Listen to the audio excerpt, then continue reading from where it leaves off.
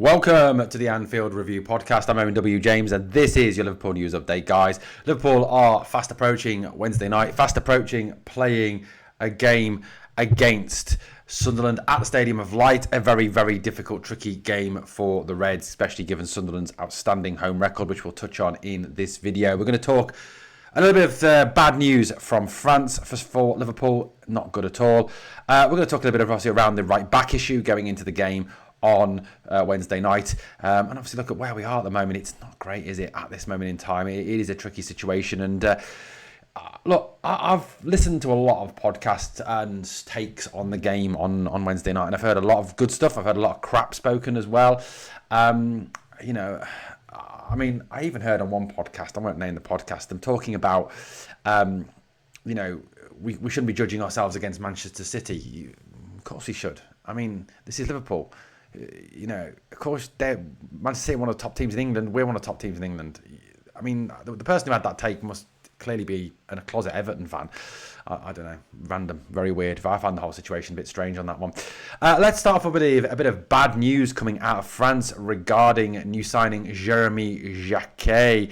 Jérémy Jacquet obviously signed for around €60 million, £55 million, depending on what you read in terms of add-ons and etc. etc. Jacquet, young, talented, really excited for him to be at the club next season. However, as was reported, earlier in the week and on this channel as well, Jacquet suffered a shoulder injury playing for Rennes against Lens at the weekend, and his manager at the time, Habib Bey, did comment that that it didn't look good for him. It looked a pretty bad injury. It's now emerging from France. This is reported via a very reliable source in L'Equipe, one of the premier French sports papers, that Jacquet is likely to need surgery on the shoulder injury, which, the moment you start talking surgery, the moment you start putting that into the sphere of player injuries, you are talking a longer term injury. So look, this is going to set his recovery back. It's going to mean that he's out for a substantial number of weeks. It's probably likely that he's played his last game for Rennes as well. He's unlikely to figure again this season for them. So probably, like I said, played his last game for them. I suppose, if you're looking at the knock-on effect for Liverpool, the worrying situation here is that obviously Jacquet will come to Anfield in the summer, having played no football and, either just ending or still being in that recovery window. So it is a concerning thing. And I don't know about you, but does it seem that there is some sort of injury curse on anyone who is a defender who is associated with Liverpool, even if they're not at the AXA every day training or playing at Anfield, that if you have anything to do with Liverpool, you are a defender, you get injured? Even though Beck, I think, was returned to the club with an injury at one point this season. So, is the injury curse over defenders, and how the hell do we get rid of it? Do we have to go run around and wee in the corner of every corner of Anfield, or do some sort of rain dance in the middle of the pitch? I don't know if you're allowed to say that. I don't know. If it's politically incorrect these days to do. I don't know. Who knows? But yeah, bad news on the Jérémy Jacquet front. Liverpool play against Sunderland tomorrow night, and at that point we could be as many as 8 points behind Manchester United and 7 points behind Chelsea, both of whom play tonight, and both of whom have eminently winnable games. Manchester United face West Ham and Chelsea face Leeds.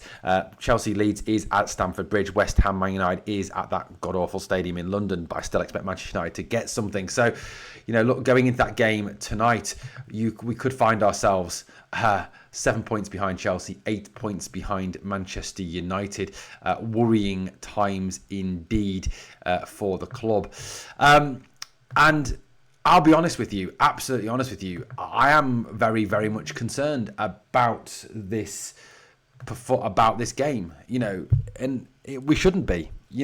Why, as reigning Premier League champions and as Liverpool Football Club, should we be concerned about facing a newly promoted side? Yes, Sunderland are. Look, big respect to Sunderland. They have done fantastic this season. They spent 160 million in the summer.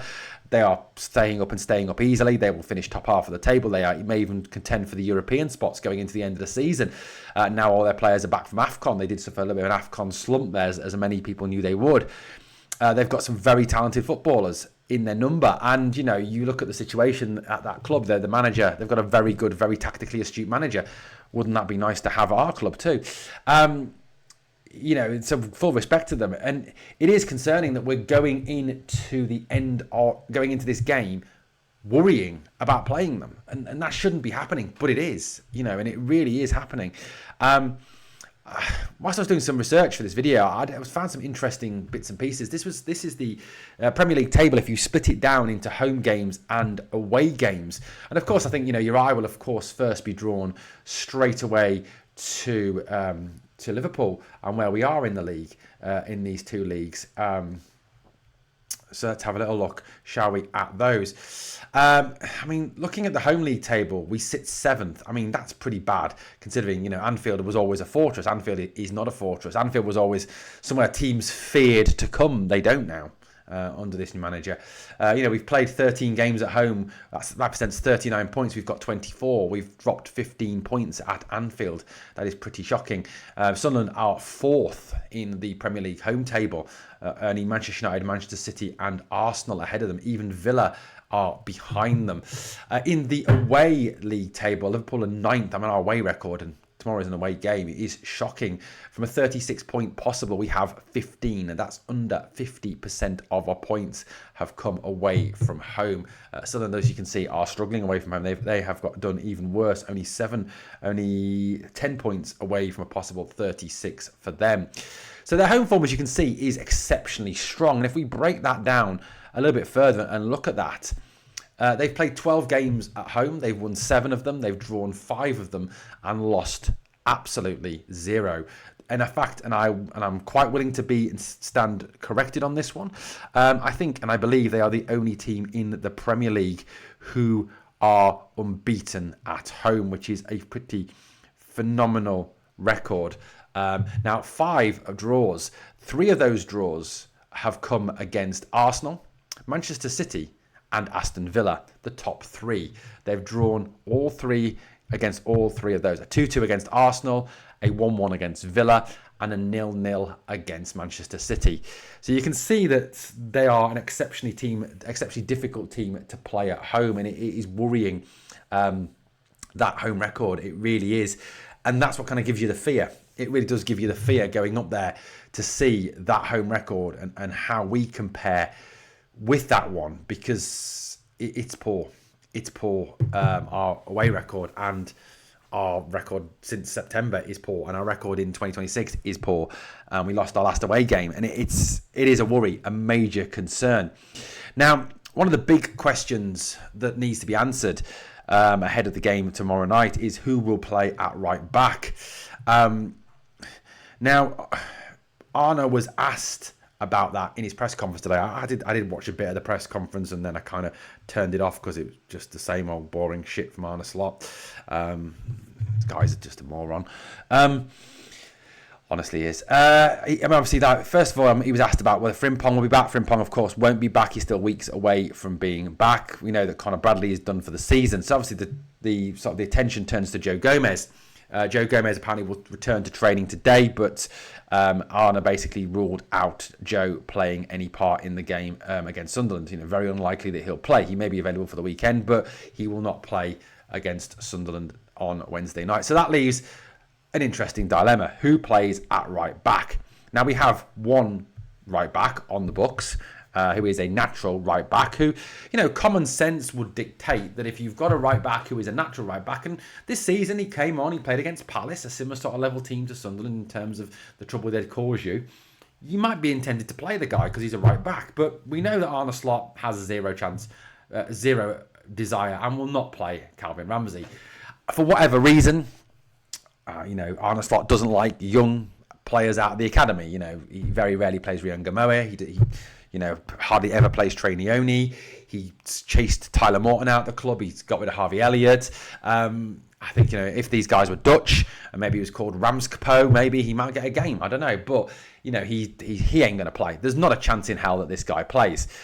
More likely is that one of these two will fill in at right back on Wednesday night. Either Wataru Endo, who probably wouldn't get a game for most championship teams, or Curtis Jones, maybe shoehorned into that right back slot, which, when you consider that Alexis McAllister is in pretty dreadful form, Dom Szoboszlai is suspended, is slightly concerning. Now, look, this could start a wider discussion about the lack of squad depth. And look, I admit the squad is poor. The depth in this squad is just absolutely dreadful. And some of that is on Arne Slot because, as he said himself, he likes a small squad to work with. And he has got players who possibly could have come in and played a role. Some that he's chased from the club, Morton, Elliott, for example. And others that Chiesa, Gamoa, Neoni, who he just won't use for whatever reason. Calvin Ramsey, another one. So, the likelihood for me that is he plays Endo or Jones at right back, which ideally he ain't great. It's not a massive positive for me. These two guys are not right backs. Curtis, yes, played there last season a couple of times, has played there this season. And Curtis will try his best because that's what Curtis is. Curtis is a through and through Scouser. But again, he's not a right back. And it's a round peg in a square hole, or a square peg in a round hole, whatever way you want to put it. This is a situation where you just, despair at the squad depth and look at it in terms of the fact that we didn't do enough in January, or we didn't do anything in January, and something should have been done in January to overcome these weaknesses. I get that.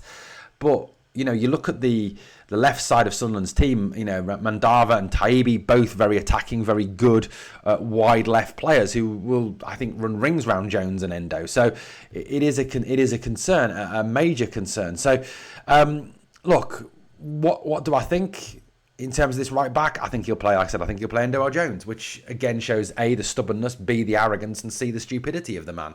It really does.